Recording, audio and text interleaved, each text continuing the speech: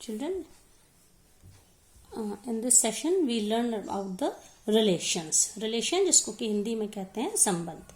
इसके पहले हम लोगों ने पढ़ा था Cartesian product of the two sets, जिसको अगर when we have two sets A and B, then we represented by A cross B, and elements of the Cartesian product of the two sets are in the form of ordered pair. I have already told you, in which the ordered pair, the first element is from the first set while the second element is from the second pair. So now we'll see what is the relation. First you see children, what is the definition of the relation? A relation R from a non-empty set A to a non-empty set B is a subset of the Cartesian product A cross B.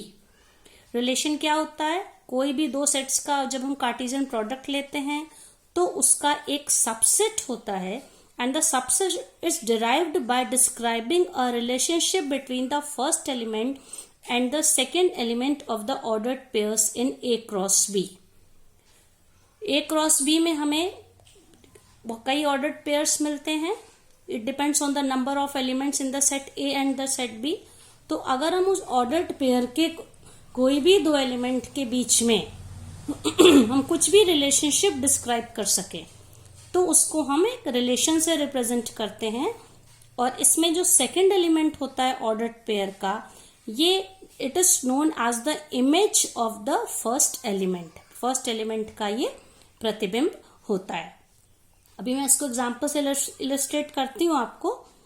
और the set of all the first elements of the ordered pair in a relation R from a set A to set B is called the domain of the relation R. इसका क्या मतलब है? जो ordered pairs हमें कई मिले, सबके जो फर्स्ट एलिमेंट हैं उनका हम जो सेट बनाएंगे उसको डोमेन बोलेंगे। In the same way the set of all the second elements in a relation R from a set A to a set B is called the range of the relation. Range को हम लोग कहते हैं सह प्रांत और domain को कहते हैं हिंदी में प्रांत। The whole set B is called range is परिसर। रेंज को हिंदी में क्या कहते हैं? परिसर। जितनी इमेज हैं, मतलब कि सेकेंड एलिमेंट ऑर्डर्ड पेयर के हैं, उनका जो सेट है वो परिसर या रेंज है।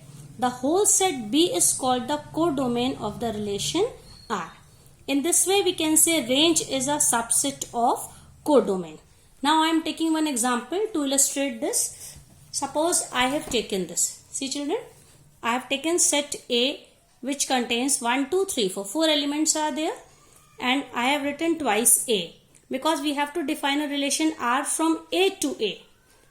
जैसा कि मैंने बताया था, A से एक सेट से दूसरे सेट के बीच हमें रिलेशन करना है। We can take the same set as well. We can say take the different sets. So in this example we are taking the same set. So our relation is from A to A, and how it is described? XY such that, ये rule method में relation को describe किया है, where Y is equals to X plus 1. Ordered pair का हर second element first element से 1 एक ज्यादा है। It is 1 more than the first element. तो जैसा कि मैंने बताया था, रिलेशन हमेशा कार्टेशियन प्रोडक्ट का सबसेट होता है।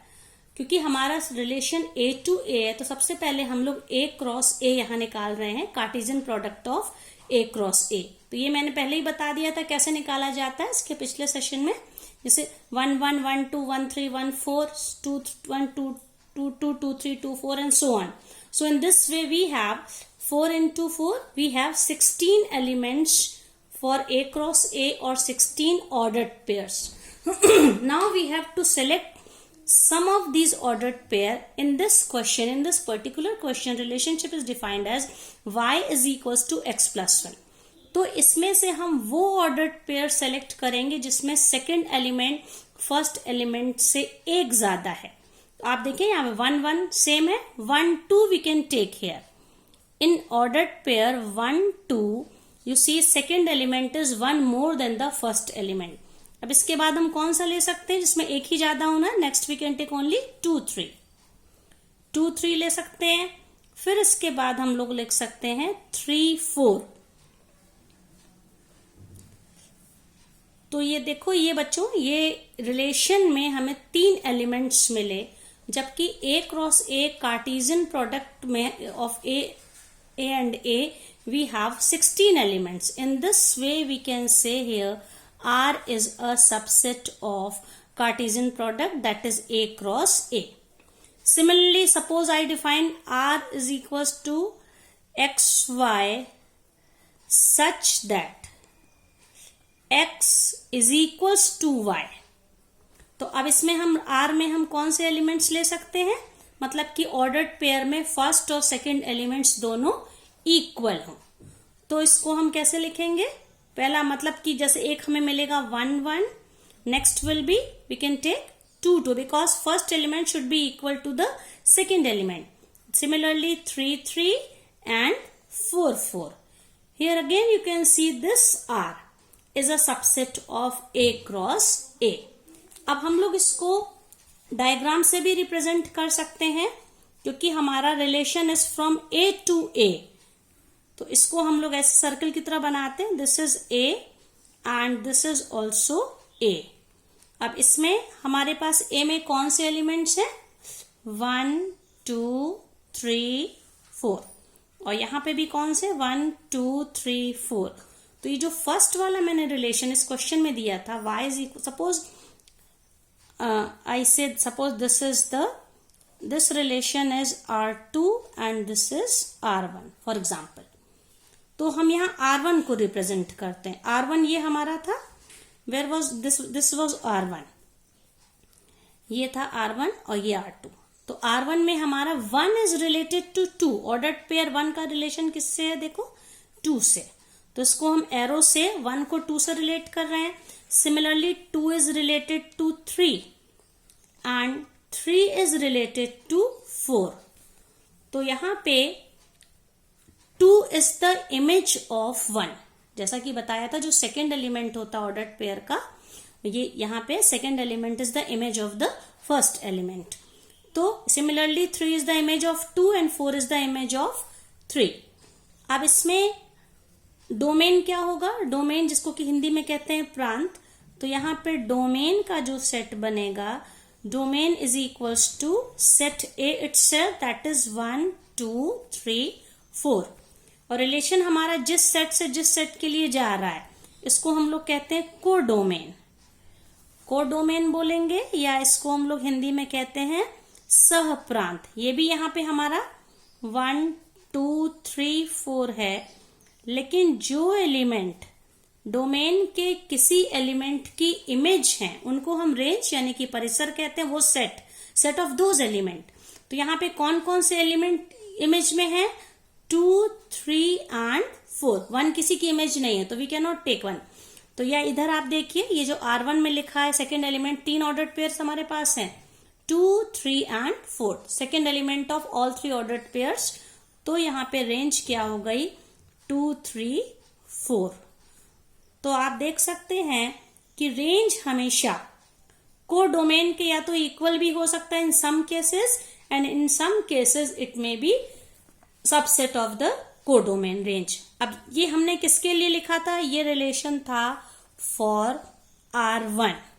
सिमिलरली अगर हम R2 के लिए ऐसे इसको डायग्राम से रिप्रेजेंट करना चाहें, you can see children, this is set A 1 2 3 4 1 2 3 4. Second में हमारा क्या था, x y such that x is equal to Y.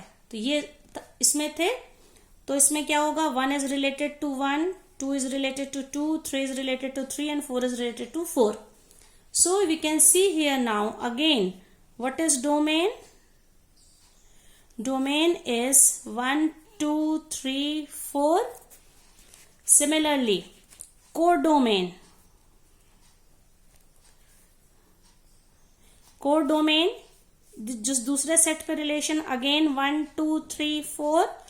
अब यहां पे कोडोमेन का हर एलिमेंट डोमेन के किसी ना किसी एलिमेंट से रिलेटेड है. So we can see here range is also same. What is range here, again 1 2 3 and 4. Okay, तो relation is always a subset of Cartesian product and range may be subset of codomain, and in some cases range is equals to codomain. Now I am taking another example, children, in which second example I am taking. Suppose again two sets are represented here. Two sets here, you can see this is set A and this is set B. Suppose here we have two elements 16 and 25, and I am writing here elements.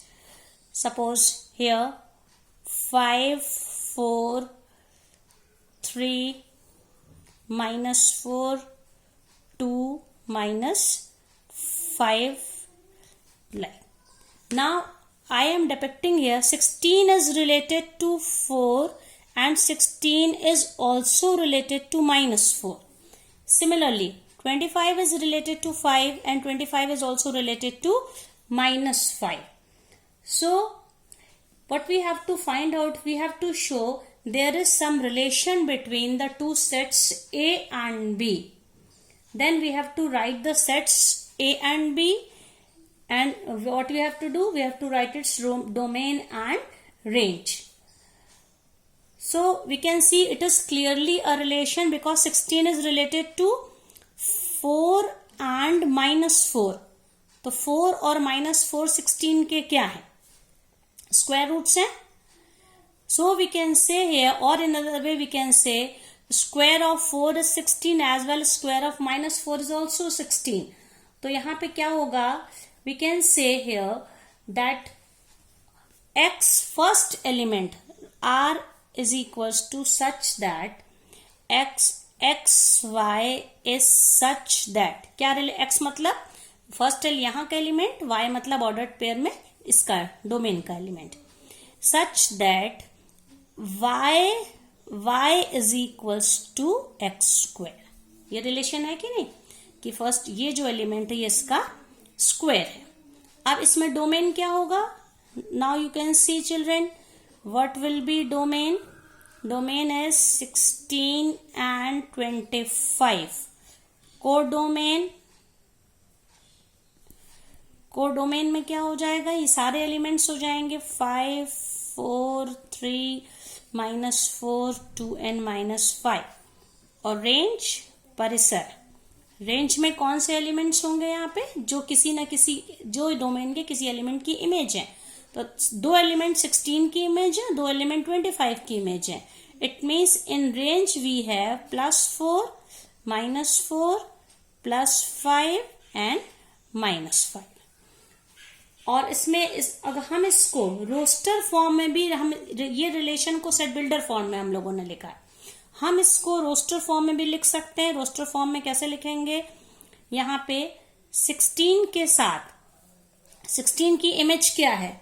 +4 है और -4 है. तो एक ordered pair है 16 के साथ +4 का. You can 16 is related to -4 and 16 is related to +4. तो 16 की दो इमेजेस हैं, 16 4, 16 -4. इसी तरह 25 की दो इमेज है, 25 and 5 एंड 25 and -5. ये चार हमें ऑर्डर्ड पेयर मिले. जब हम रिलेशन को हम ऐसे लिखते हैं, इसको हम कहते हैं, इसको सेट रोस्टर फॉर्म, और इसको क्या कहते हैं? Set builder form. तब इसमें ये आपको एग्जांपल से समझ में आ गया होगा रिलेशन क्या होता है. One more thing children, when total number of relation that can be defined from the set A to set B is the number of possible subsets of A cross B. For example, if NA has P element, any set A has P element, another set B has Q elements, so number of elements in the A cross B, it is PQ. So what will be total number of relation? Total number of relation is all the subsets of A cross B, that is 2 to the power PQ. I am taking an example for this. Suppose any set A is equals to 1, 2 and set B is equals to 3, 4. So in A cross B, how many subsets we have? 1 3, 1 4, 2 3 and 2 4. So you can see cardinal number of A cross B is equals to 4. So what will be total number of subsets are how much? It will be 2 to the power 4, क्योंकि इसके ये जो elements थे, जितने A cross B के element थे वो 2 की पावर में 2 to the power 4, that is 2 to the power 4 is 16.